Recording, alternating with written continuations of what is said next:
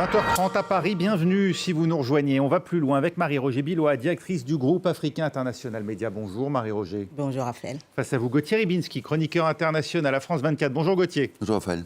Au sommaire, les hôpitaux au cœur de la guerre à Gaza. Le Hamas accuse Israël de frapper l'hôpital indonésien dans l'enclave palestinienne, alors que la Jordanie, elle déploie au sud le premier hôpital de campagne depuis le déclenchement des hostilités. La campagne électorale s'ouvre en République démocratique du Congo à un mois de l'élection présidentielle. Félix Tshisekedi, le président sortant, fait face à 24 candidats, dont ses principaux opposants Martin Fayulu, Moïse Katumbi et le docteur Denis Mukwege. On en parle dans un instant, c'est On va plus loin.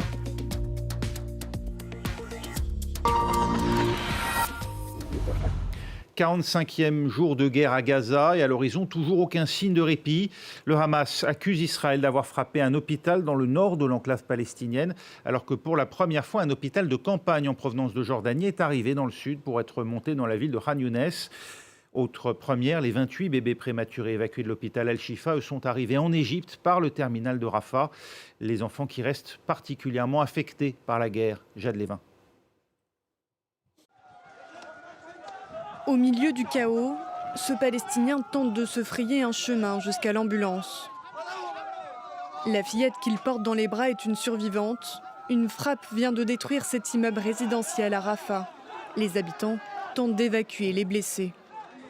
Même scène de désolation à Nuseirat et à Deir al-Balah, au centre de la bande de Gaza, où 2 camps de réfugiés palestiniens ont été touchés par des frappes aériennes israéliennes. Avant, nos morts étaient enterrés dignement. Mais tout ce que je fais maintenant, c'est enterrer tout le monde, femmes, enfants et personnes âgées, le plus rapidement possible. Au nord du territoire aussi, l'armée israélienne intensifie ses opérations. Plusieurs personnes sont mortes dans une frappe sur cet hôpital, selon le porte-parole du ministère de la Santé du Hamas. Le bâtiment serait encerclé et assiégé par Israël. L'occupant israélien tente de transformer l'hôpital en une fosse commune comme celui d'Al-Shifa. Nous demandons aux organisations internationales d'agir pour protéger plus de 200 médecins, 500 patients et plus de 2000 personnes déplacées. Pour la première fois depuis le début de la guerre, un hôpital de campagne et des soignants venus de Jordanie sont entrés ce lundi à Gaza. Ils s'installeront à Khan Younes, où les centres de soins sont submergés par l'afflux de blessés. Cet avion militaire français chargé d'aide humanitaire doit également s'envoler vers l'Égypte pour aider la population gazaoui. Et pendant ce temps, les pourparlers qui visent à libérer des otages continuent. Joe Biden dit croire à un accord proche, selon ses mots. Les familles, elles, rencontraient à Jérusalem le Premier ministre Benyamin Netanyahou. On fait le point avec Claire Duhamel pour France 24 sur place. La réunion entre Benyamin Netanyahou, le cabinet de guerre et les 107 représentants des familles est toujours en cours. Alors il y a eu quelques polémiques puisque selon ces familles d'otages, certaines n'ont pas pu rentrer à l'intérieur de cette salle qui était trop petite alors que Netanyahou s'était engagé à rencontrer des représentants de toutes ces familles. Cela fait 45 jours que ces proches des 240 otages confirmés vivent dans l'angoisse totale quant au sort de leurs proches. Mais donc il se dit désormais qu'un accord pourrait être possible. Joe Biden l'a dit ce soir, il considère qu'un accord est, je cite, proche. Hier, le Hamas avait dit qu'il était prêt à une pause dès aujourd'hui si Israël l'acceptait. Le Hamas se disait prêt à libérer une 50aine d'otages contre la libération de prisonniers politiques palestiniens qui sont dans les geôles israéliennes. Et ça, eh bien, ce n'est pas une option pour l'État hébreu qui a réfuté ce matin qu'un accord était proche. Mais on le sait, il y a ces pourparlers qui ont lieu surtout à Doha, au Qatar. Le Premier ministre qatari l'a dit. Il considère que ce ne sont désormais que des détails logistiques qui empêchent d'arriver à un accord. Et ça, bien sûr, c'est un espoir immense, aussi bien pour les familles des 240 otages, mais aussi pour les Gazaouis avec qui on parle depuis le début de cette guerre, qui disent qu'ils n'en peuvent plus des bombardements et qui espèrent de tout cœur qu'une trêve puisse leur permettre de souffler un petit peu. Marie-Roger Bilois, Israël va devoir faire des concessions dans les prochains jours. Je crois que le gouvernement israélien se trouve maintenant dans une position très critique parce que ça fait 45 jours qu'il annonce sa lutte contre le Hamas et les résultats de cette lutte ne sont pas très évidents. C'est-à-dire j'entendais un militaire estimer à peut-être 10% le nombre de responsables du Hamas qui auraient pu être touchés. Parce qu'il dit, bon, je ne sais pas comment il a fait ses calculs, mais ça, c'est une estimation militaire. Et dès le départ, on nous disait on a fait comprendre que les otages n'étaient pas une priorité. Il fallait vraiment faire tout ce qu'il fallait contre le Hamas. Donc, il pouvait être des victimes collatérales. Maintenant, il y a beaucoup de pression déjà de la part des familles. Et aussi, certains considèrent que du côté israélien, il faudrait absolument montrer quelques résultats parce que sur le plan militaire, ça a l'air de s'enliser. On ne voit pas trop en quoi on a affaibli le Hamas, mais au moins qu'on ait des résultats en termes de libération de quelques otages. Voilà, de ce point de vue-là, qu'on ait quelque chose à offrir aux citoyens israéliens qui attendent depuis si longtemps qu'il y ait quelque chose de probant. Gauthier Rybinski, il y a effectivement, il n'y a pas tellement de mystère sur la progression d'Israël dans la bande de Gaza qui ne faisait déjà pas de doute, même si on imaginait qu'il pouvait y avoir beaucoup de victimes parmi les soldats israéliens. Il semblerait pour l'instant qu'Israël avance prudemment, mais parviennent à conquérir, ou en tout cas à prendre le contrôle d'un certain nombre de territoires. Pour autant, on n'a toujours pas effectivement la mise en évidence de résultats clairs dans cette opération, alors même que l'on négocie pour obtenir les otages. Même question qu'à Marie-Roger. Israël va-t-elle, dans les prochains jours, être soumise à forte pression pour faire des concessions? Alors, une réponse d'abord à cette dernière question. Il me semble que depuis le début de cette affaire, Israël a recollé, et ça correspond aussi à ce qu'avait vendu, entre guillemets, Netanyahou lorsqu'il a sollicité pour la première fois les suffrages de ses concitoyens. C'est cette idée que, presque de manière ontologique, Israël ne sera jamais en sécurité. Et vous voyez, on peut dire c'est le syndrome de Masada, effectivement, mais ce qui est frappant dans cette affaire, c'est que l'idée que Israël, au fond, ne peut être à la hauteur de son destin qu'en étant en permanence aux aguets et dans l'insécurité, c'est quelque chose qui est à la fois, si vous voulez, sur un plan, j'allais dire presque littéraire, c'est joli, dans la réalité, c'est atroce, parce que ça conduit non seulement les populations à des tensions permanentes, mais ça conduit aussi les uns et les autres à avoir des résultats. Or, dans ce cas-là, vous vous souvenez de ce qu'avait dit Netanyahou au début, il avait dit « ça sera quelque chose de très long ». Et là, on s'était posé la question légitimement, on s'était dit, mais si c'est très long, est-ce que ça veut dire que lui, Netanyahou, a intérêt à ce que ça soit long, ou est-ce que c'est une considération objective sur le fait qu'il est difficile de progresser? Or, vous l'avez dit, la progression militaire en tant que telle n'est pas mauvaise. Là où il y a quelque chose, et qui demande précisément, comme disait Marie-Roger, qui nécessite finalement l'avènement de preuves, c'est la question notamment des infrastructures du Hamas, notamment en dessous ou dans le souterrain de l'hôpital. Les fameux tunnels, oui. Et là, on a quand même des choses qui sont du passé et qu'on a oubliées. C'est qu'en 1980 ou 81, Israël avait contribué à l'élargissement de cet hôpital et de ses infrastructures, y compris souterraines. Donc il y a des plans israéliens. Alors bien sûr, peut-être que depuis, les choses ont été modifiées, mais il y a déjà une idée de ça. Et puis en 2015, vous avez Amnesty International qui avait dit « le Hamas se livre à des tortures sur les militants du Fatah », puisque c'était la fraction opposée, et que, d'après Amnesty, et même Human Rights Watch, c'était quelque chose qui, à l'époque, nécessitait déjà, d'après les évaluations, des endroits et des espaces grands pour pouvoir, qui était en fait un commandement d'une police politique, avec justement des espaces, des salles dédiées à la torture, etc. Donc il y a, si vous voulez, un certain nombre d'indices qui concourent vers l'idée que c'est pas complètement farfelu de considérer qu'il y a des commandements des infrastructures du Hamas. La preuve absolue, mais que faut-il comme preuve? Et surtout en dessous de l'hôpital, parce que c'est ça, en fait, la vérité qui montrerait qu'on contrevient au droit de la guerre, si tant est qu'on considère le Hamas, qui n'est évidemment pas une armée convensitionnelle, comme un belligérant. C'était à ça que je voulais en venir, parce que la question qui se pose aujourd'hui, c'est non seulement de savoir si effectivement le Hamas... Mais au moins, ça disculperait Israël de viser de telles infrastructures, si effectivement s'y trouvent des centres de commandement du Hamas. Est-ce que sérieusement, c'est la question que je me pose.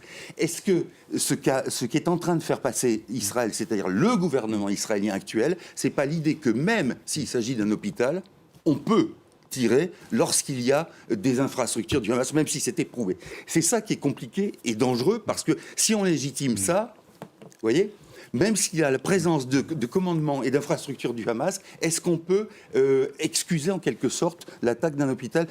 Je ne suis pas sûr que ça soit... En tout cas, c'est une question.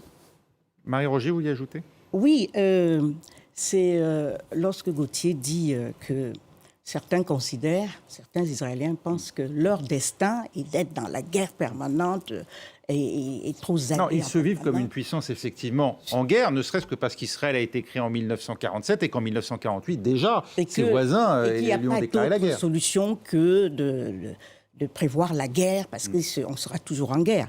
Mais là, ça me rappelle Jean Daniel et son livre « La prison juive », qui disait que Israël semble s'être imposé un destin carcéral et que on a tendance à croire, à penser que les gens, notamment au Moyen-Orient, agressent Israël ou sont contre Israël parce qu'il est Israël pour ce qu'ils sont, mais pas pour ce qu'ils peuvent aussi faire.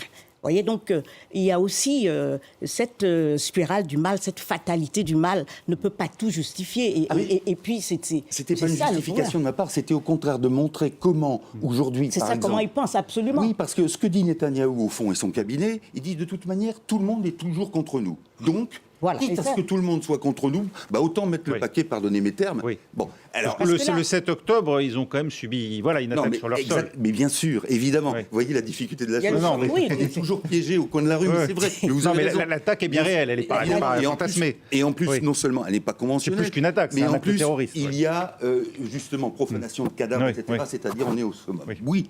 Simplement, ce que j'essayais de mettre en exergue, c'était la manière dont un cabinet comme celui de Netanyahou, finalement, digère, entre guillemets, les événements pour les présenter comme faisant partie intégrante d'un certain messianisme. C'est ça le problème. C'est éventuellement pas à mon compte. Non, bien sûr. Non, ça fait partie de ce qu'on entend, qu'on n'a pas le choix, etc.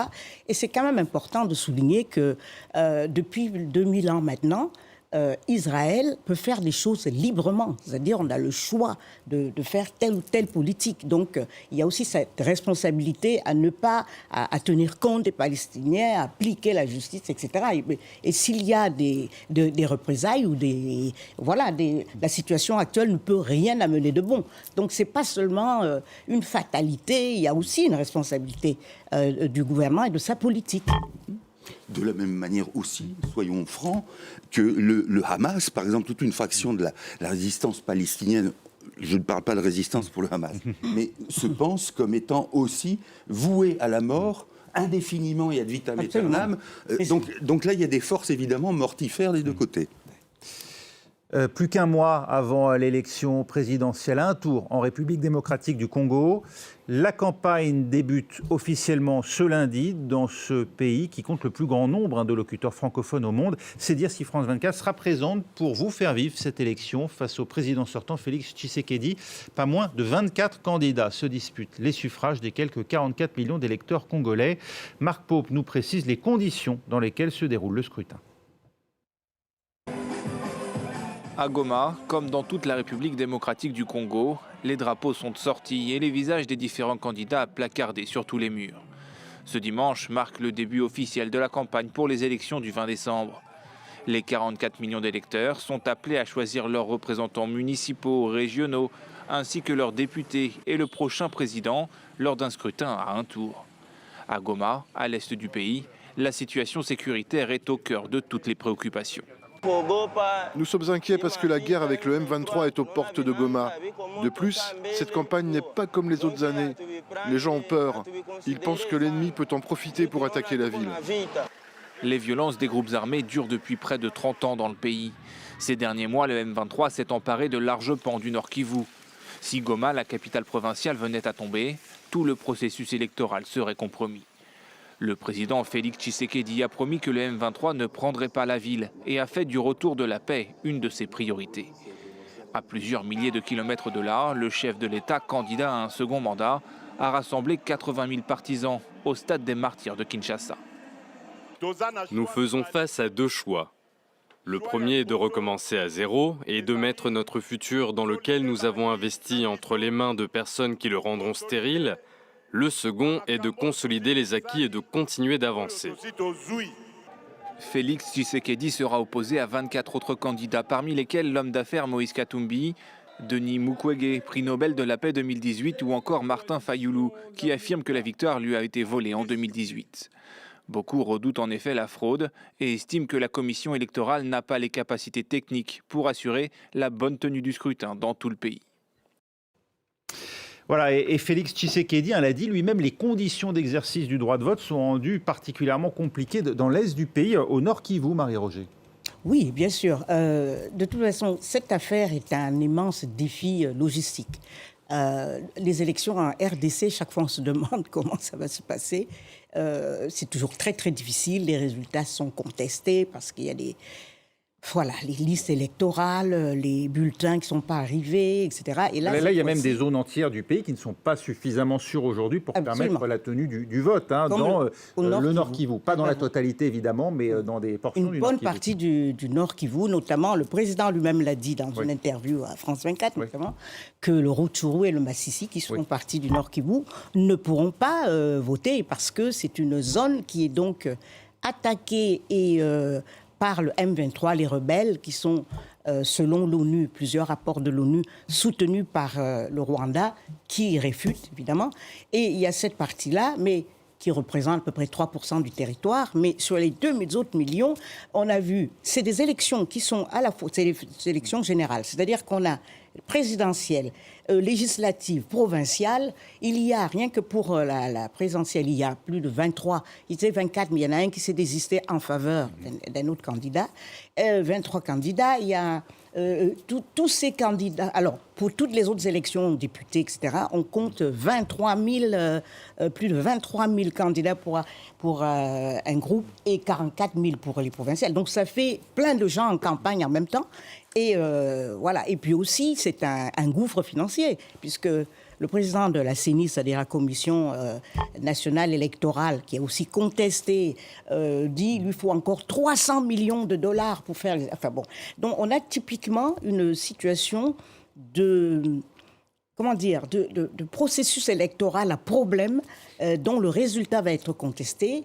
Et comme on a vu ailleurs, c'est pas seulement là-bas, mais là c'est XXL, et qui désespère un peu la jeunesse actuellement, et c'est pour ça qu'on conteste les processus démocratiques, et certains jettent le bébé avec l'eau du bain, c'est-à-dire si on n'arrive pas à bien organiser les élections, alors on jette la démocratie. Oui. Donc on a beaucoup de problèmes, et là le cas de la RDC, c'est beaucoup ça. On va voir, il y aura des contestations bien sûr, et aussi il commence la campagne. Mais on s'est rendu compte que souvent, ils ne parlent pas des vrais enjeux. Et un des gros enjeux, le président a un petit peu évoqué la paix, etc., mais ça fait déjà plus de 5-6 ans que les résultats sont très, très maigres. On ne voit pas trop comment ils arrivent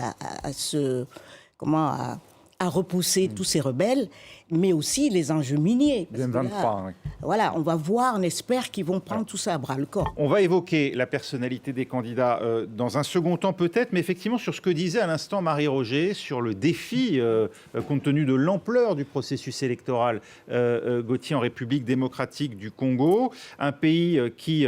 sur une partie de son territoire aujourd'hui, et fait face à un conflit, une rébellion armée, et le risque donc de désespérer une partie de la jeunesse qui doute aujourd'hui de la fiabilité de ces processus démocratiques, comme on a pu le voir plus au nord sur le continent africain, notamment en Afrique de l'Ouest, dans un certain nombre de pays proches de la France. Alors, est-ce que c'est une défiance vis-à-vis du processus électoral ou vis-à-vis, au fond, du contenu programmatique de ce qu'incarne chaque candidat? Parce que là, en RDC, mais c'est pas propre à la RDC, on a le sentiment que beaucoup jouent sur ce qu'ils sont, et c'est pas inintéressant, bien sûr, sur l'intégrité de tel personnage ou la non-intégrité supposée de tel autre, mais qu'en fin de compte, vous n'avez pas, si vous voulez, une colonne vertébrale programmatique qui serait de sorte que on pourrait dire, bah oui, je veux de ça, ou j'en veux pas, ou j'en veux à moitié, etc., etc. C'est-à-dire que ça ne facilite pas l'émergence d'un choix et de l'opinion. Alors, À quoi c'est dû? Parce que vous voyez bien que, par exemple, dans ce qu'a fait le président actuel, Tshisekedi, il y a des choses qui ont été de l'ordre, par exemple, en ce qui concerne la scolarisation, qui ont été bénéfiques. Et puis, c'est, comme le disait Marie-Roger, sur le plan sécuritaire, c'est nettement moins bon. Et là, évidemment, les autres candidats s'engouffrent dans ce domaine-là, sans qu'on sache, par exemple, ce qu'ils auraient d'autres comme idées en matière sociale ou en matière d'éducation. Vous voyez, c'est-à-dire que le piège, c'est qu'en plus, dans des pays qui sont confrontés, comme vous le disiez, à des rébellions, à des phénomènes, au fond, qui sont centrifuges, eh bien, il y a précisément une sorte de polarisation. Et c'est normal, sur des thèmes qui sont des thèmes d'actualité, mais qui sont de nature, non pas à induire en erreur, mais à causer cet effet de contestation ou de désenchantement de citoyens qui sont finalement fondés à dire c'est ça la démocratie, c'est pas très reluisant, c'est pas très enthousiasmant. En quoi est-ce différent du jeu démocratique classique qu'on observe dans toutes les grandes démocraties du monde, dans lesquelles l'opposition joue son jeu d'opposition finalement, et se sert aussi, pas seulement de son programme, mais des failles de l'adversaire et des échecs. Bien sûr, mais il y a des pays, et c'est pas forcément les grandes démocraties occidentales, il y a des pays où l'opposition joue sur l'ensemble de son programme comme une alternative à celui de la majorité. C'est le cas, par exemple, on s'intéresse assez peu à ce pays et c'est dommage, c'est le Botswana qui fonctionne régulièrement de cette manière-là. Vous avez une opposition qui est madrée, si j'allais dire, avec un programme et qui l'oppose au challenger du moment. Alors justement, dans le cas présent, Marie-Roger, vous êtes d'accord, les opposants, ils sont nombreux, on l'a dit, pas moins de 24 finalement à Félix Tshisekedi, ne font pas suffisamment acte de proposition, les Moïse Katumbi, les Martin Fayoulou, les Denis Mukwege, ils se contentent, ou en tout cas ils jouent trop sur les failles ou les échecs de Félix Tshisekedi au pouvoir? Disons qu'on leur laisse le bénéfice du doute puisque la campagne vient tout juste de commencer. Bon, on sait qu'il y a des personnalités comme Denis Mukwege, qui a un discours clair, connu, on sait ce qu'il critique, on connaît quelques-unes de ses propositions, notamment... On le connaît surtout comme prix Nobel de la paix, il faut bien le dire, et avant prix Sakharov. Voilà, mais il n'a pas encore de machine politique, on ne sait pas. Et ça, dans les pays africains, c'est absolument vital. On n'a pas des cas comme Emmanuel Macron qui peut se lever aujourd'hui et devenir président, j'allais dire presque par la force de ses bras. Ça, c'est pas possible. On avait vu quand même Martin Fayoulou, qui était un candidat peu connu en 2018 et qui avait bénéficié, alors certes, du fait que Moïse Katumbi avait été empêché à l'époque, retenu à la frontière avec la Zambie, et qui du coup avait... d'une certaine manière adoubé Martin Fayoulou, qui lui-même s'est dit d'ailleurs élu en 2018, qui considère qu'on lui a volé l'élection. Il a été adoubé par pratiquement toute l'opposition. Alors qu'il était très méconnu, Voilà, finalement. mais il avait l'opposition derrière lui, c'est important. Même Tshisekedi, qui est devenu président après, avait aussi signé ce protocole qu'ils avaient fait, je crois, à Rome ou en Belgique, je ne sais plus, et avant de se désister. Mais il avait bénéficié de ce soutien, c'est très important. Il y avait une structure derrière lui, c'est ce que vous dites. Absolument, c'est important. Même s'il était peu connu. Il n'est pas trop connu. Voilà. Il y a quelques gens qui sont très connus maintenant. En tout cas, il était la surprise au point où beaucoup ont cru, ont pensé que l'élan, la dynamique le portait face au sortant de l'époque, Joseph Kabila, et d'où l'élection surprise pour beaucoup de Félix Tshisekedi, qui devait beaucoup à son patronyme, et notamment à Étienne Tshisekedi, mais ça avait été pour un certain nombre d'observateurs une surprise. Eh ben, ça, c'est un secret de polichinelle qu'il y a eu un accord entre Tshisekedi et le sortant, Kabila. Joseph Kabila, parce que Fayoulou lui semblait trop radical et trop dans l'opposition contre lui et pensait à assurer ses arrières. Bon, ce narratif ne plaît pas à Tshisekedi aujourd'hui, parce qu'il ne veut pas qu'on dise qu'il est issu d'un arrangement. Mais c'est ce qui s'est passé à l'époque. Il y avait vraiment tout sauf Kabila, et le candidat. Il y a eu quand même des résultats qui ont été publiés. Voilà, qui ont été publiés, notamment par l'Église, je crois, l'association des évêques, qui était extrêmement engagée, qui avait ses propres observateurs, etc. Et donc, cette fois-ci, on constate tous que tout démarre beaucoup plus tard. Les élections ont lieu dans un mois. Une bonne partie des bulletins ne sont même pas encore dans le pays encore. Ils sont en Corée. Donc, il faudra les acheminer dans un pays qui fait plus de 2,3 millions mètres carrés, avec des problèmes de transport, les routes, des fois il n'y a même pas d'avion, etc. Enfin, ça va être extrêmement difficile. C'est pour ça que certains voulaient qu'on reporte les élections. Il n'en est pas question pour le pouvoir actuel. Donc, voilà, c'est quand même assez nébuleux et on doute que ça se passe vraiment bien. Gauthier Rybinski, on peut quand même parler d'alternance en 2018, qui avait donné beaucoup d'espoir tout de même aux partisans de la démocratie en République démocratique du Congo. De ce point de vue-là, l'élection qui aura lieu le mois prochain aura valeur d'exemple, en tout cas elle sera scruter étroitement. Oui, parce que c'est soit une confirmation de ce que vous venez d'indiquer, soit une façon de l'infirmer. Et c'est vrai que c'est important.